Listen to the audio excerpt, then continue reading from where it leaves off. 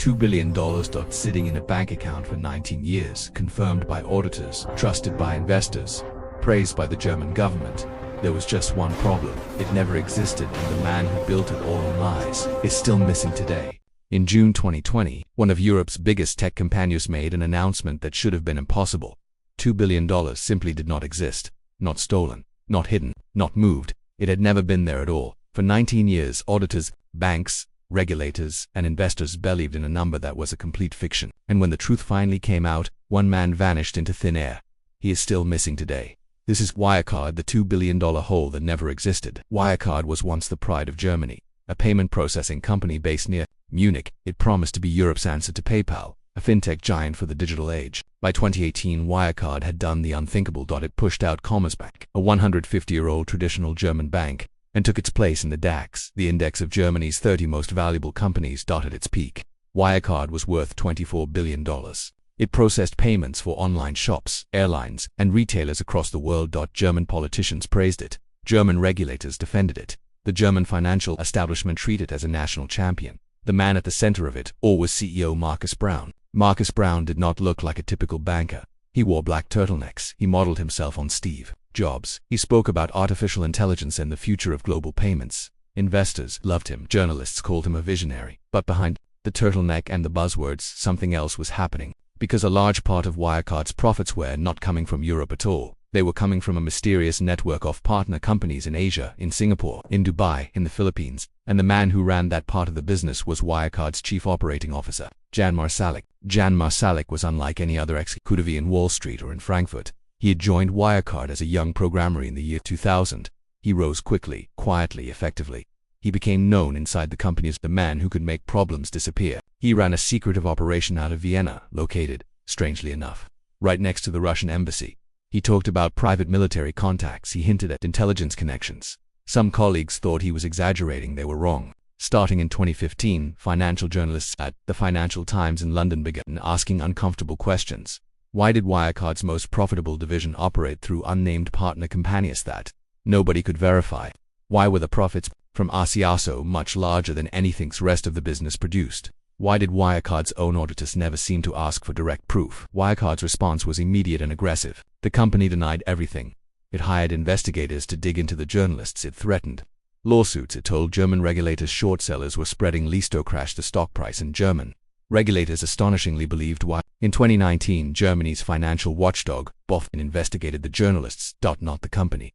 But the Financial Times did not stop. Reporter Don McCrum and his colleagues kept publishing document after document, showing that the Asian profits appeared to be fabricated. In October 2019, they revealed internal Wirecard documents showing signs of accounting fraud going back years. Wirecard's stock began to fall. Markus Braun went on televisions, called the allegations a campaign of false claims. He stated on record that Wirecard's accounts were accurate, that the company's auditors had confirmed everything, that there was nothing to hide. He was lying. In June 2020, the lie finally collapsed. Wirecard's auditor, the global accounting firm refused to sign off on the company's annual report. The reason was almost unbelievable.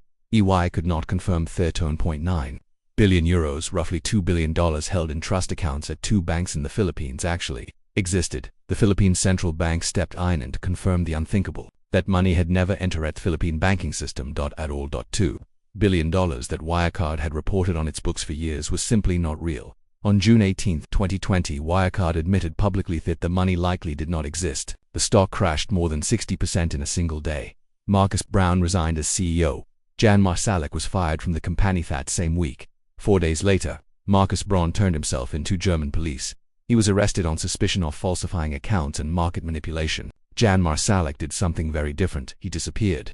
In the days after his firing, Jan Marsalek vanished completely. He told colleagues he was flying to the Philippines to recover documents. He never arrived. Instead, investigators later discovered he had crossed into Belarus, and from there made his way to Russia. Interpol issued a red notice for his arresting. August 2020, he has never been found. German investigators believe Marsalek had deep, long-standing connections to Russian intelligence services. Reports from European intelligence agency suggest he may have helped run networks of agents across Europe even while he was still a senior executive at As of today, Jan Marsalek is believed to be living under the protection of Russia's intelligence services, a fugitive protected by a foreign state completely beyond the reach of any European court.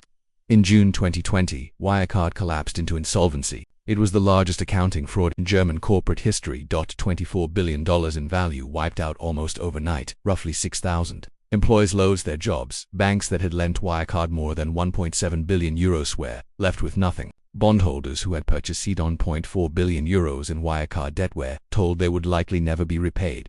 Thousands of ordinary investors, pension funds, retirement savings, people who trusted a DAX-listed company, lost everything they had put in. The German government itself called it the biggest financial scandal in the country's post-war history. Markus Braun has now spent years in pre-trial detention in Munich. His criminal trial, one of the most complex in German legal history, began in December 2022. Prosecutors accuse him of commercial fraud, breach of trust, and falsifying financial statements that defrauded banks of approximately €1.75 billion. If convicted on all charges, he faces up to 15 years in prison. Braun has denied all wrongdoing. His defense is simple. He claims he was deceived by his own chief operating officer. The same Jan Marsalek is now hiding in Russia. So who is really responsible for the $2 billion hole that never existed? Was it Markus Braun, the CEO in the black turtleneck who built a $24 billion companion numbers that were never real? Was it Jan Marsalek, the coup who allegedly built the entire fraud and then escaped justice, completely disappearing into the protection of a foreign intelligence service? Or was it the system around them, the German regulators who investigated journalists instead of the company? The auditors who signed off on accounts for 19 years without ever truly verifying where the money was. The truth is it was all three. That is the capital case. Wirecard did not fall because yon man told one lie. It fell because an entire system, regulators, auditors, banks and investors, chose to believe a story because the story was convenient, profitable and impressive. For 19 years, nobody asked the one question that would have ended everything immediately. Where's the money?